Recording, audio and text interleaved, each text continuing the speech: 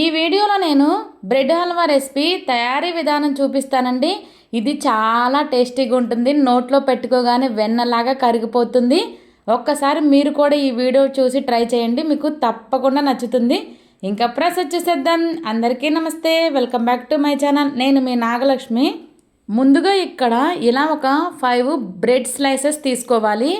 వీటి చుట్టూ ఉన్న ఈ బ్రౌన్ కలర్ని మనం నైఫ్తో వీడియోలో చూపించిన విధంగా తీసేసుకోవాలి. ఈ తీయడం వల్ల ఇవంతా ఒకటే కన్సిస్టెన్సీలో వస్తాయి, చాలా పర్ఫెక్ట్గా ఉంటుంది. ఇంకా ఈ విధంగా వీడియోలో చూపించేసినట్టు వీటిని ఇలా నైఫ్తో తీసేసుకోవాలి. మరి మొత్తం తీగిపోయినా కొంచెం లైట్గా ఉంచినా బాగానే ఉంటుంది. ఇంకా వీడియోలో చూపించినట్టు ఇలా 4 వైపులా తీసేసుకోవాలి. ఈ స్లైసెస్ని ఒక్కొక్క దాన్ని 4 పీసెస్గా కట్ చేసుకోవాలి. ఇలా కట్ చేయడం వల్ల అన్నీ ఈవెన్గా ఉంటాయి, చక్కగా ఫ్రై అవుతాయి. ఇంకా ఈ విధంగా అన్నీ కట్ చేసుకొని పక్కన పెట్టేసుకోవాలి. తర్వాత పొయ్యి మీద ఇలా ఒక బౌల్ని పెట్టుకొని దీనిలోకి 2 స్పూన్ల నెయ్యిని యాడ్ చేసుకోవాలి. ఈ నెయ్యి హీట్ అయిన తర్వాత దీనిలోకి డ్రై ఫ్రూట్స్ని యాడ్ చేసుకోవాలి. ఇక్కడ నేను బాదం పప్పుని, అలానే జీడిపప్పుని,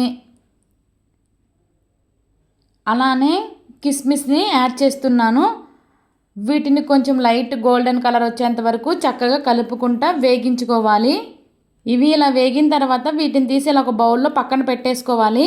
మళ్ళీ అదే బౌల్లోకి ఇక్కడ ఆయిల్ని యాడ్ చేసుకోవాలి.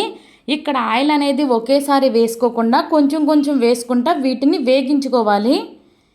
ఇంకా ఇలా బ్రెడ్ ముక్కల్ని వేసుకొని మనం ఇందులో వేగించుకోవాలి. వీటిని బ్రౌన్ కలర్ వచ్చేంత వరకు చక్కగా వేగించుకోవాలి. ఇవి ఒకవైపు వేగిన తర్వాత రెండో వైపు వీడియోలో చూపించిన విధంగా ఇలా తిప్పుకోవాలి.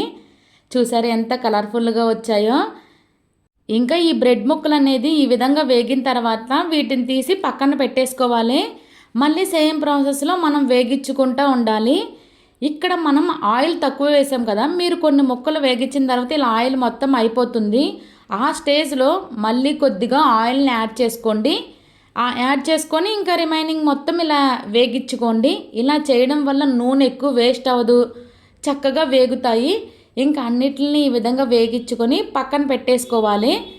మళ్ళీ పొయ్యి మీద ఇలా ఒక బౌల్ పెట్టుకొని దీనిలోకి షుగర్ని యాడ్ చేసుకోవాలి. ఇక్కడ నేను 5 బ్రెడ్ స్లైసెస్ తీసుకున్నా కాబట్టి దానికి 100 నుండి 120 గ్రామ్స్ షుగర్ పడుతుంది. మీ స్వీట్నెస్కి తగ్గట్టు ఇక్కడ యాడ్ చేసుకోండి. ఇక్కడ నేను షుగర్ని 3/4 కప్పు తీసుకున్నాను. వాటర్ని కూడా 3/4 తీసుకుంటున్నాను. అంటే సమానంగా తీసుకోవాలి. అంటే షుగర్ ఎంత తీసుకుంటే వాటర్ కూడా అంత తీసుకొని ఇంకా ఈ షుగర్ని కరిగించుకోవాలి. ఇంకా షుగర్ అనేది ఈ విధంగా కరిగిన తర్వాత దీనిలోకి ఒక 1/2 స్పూన్ వరకు యాలకుల పొడిని యాడ్ చేసుకోవాలి. ఇక్కడ మీకు కావాలంటే ఫుడ్ కలర్ని యాడ్ చేసుకోండి.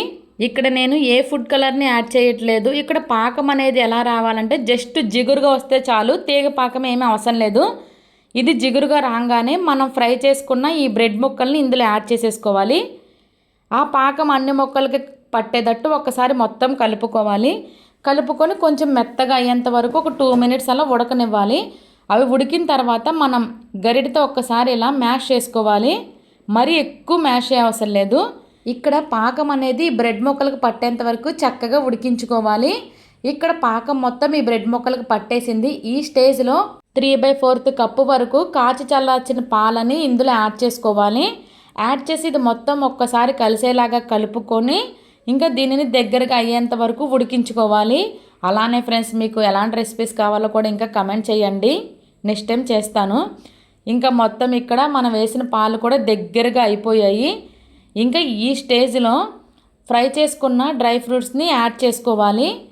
యాడ్ చేసుకొని ఒక్కసారి కలుపుకొని ఇంకా స్టవ్ని ఆఫ్ చేసేసుకోవాలి. అంతేనండి, tasty tasty bread halwa recipe ready.